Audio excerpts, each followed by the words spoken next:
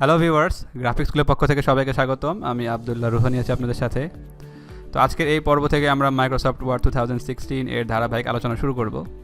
তো এটি যেহেতু প্রথম পর্ব, সেই জন্য আমরা বেশি কিছু আলোচনা করব না, জাস্ট আমরা মাইক্রোসফট ওয়ার্ড 2016 যে ইন্টারফেসটি সেটি নিয়ে আলোচনা করব। তো আমরা যখন মাইক্রোসফট ওয়ার্ড 2016 সফটওয়্যারটি যখন ওপেন করব, তো আমাদের সামনে এই ধরনের একটি ইন্টারফেস চলে আসবে। তো এখানে আমরা কিছু বিল্ট ইন টেমপ্লেট এখানে দেখতে পাচ্ছি। তো এই টেমপ্লেটগুলো আমরা আমাদের কাজের সুবিধার্থে আমরা কিন্তু এগুলো ইউজ করতে পারি।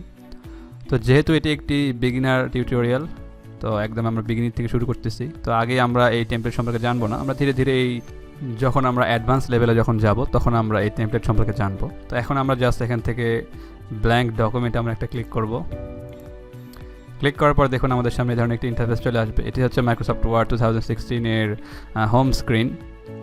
তো হোম স্ক্রিনে আমরা একটু ইন্টারফেস একটু জেনে নিই আসলে কোথায় কী আছে। দেখুন, আমরা যদি একদম বাম দিকে উপরের দিকে দেখি, এটি হচ্ছে কুইক অ্যাক্সেস টুলবার।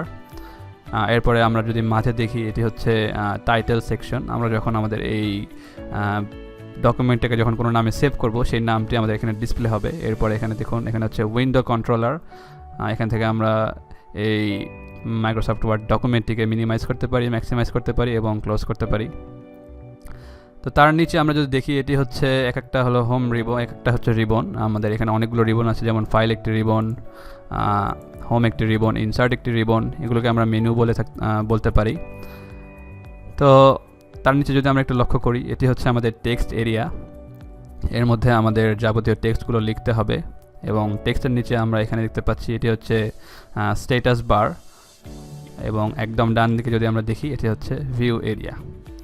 তো এই হলো মোটামুটি আমাদের মাইক্রোসফট ওয়ার্ড 2016 এর ইন্টারফেস পরিচিতি।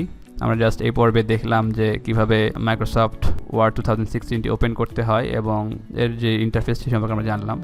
তো পরবর্তী পর্ব থেকে আমরা মাইক্রোসফট ওয়ার্ডের যে যাবতীয় বিষয়গুলো আছে এগুলো সম্পর্কে আমরা জানবো। তো আজকের এই পর্বে জাস্ট এতটুকুই। পরবর্তী পর্ব থেকে আবার দেখা হবে। ততক্ষণ সবাই ভালো থাকবেন। ধন্যবাদ।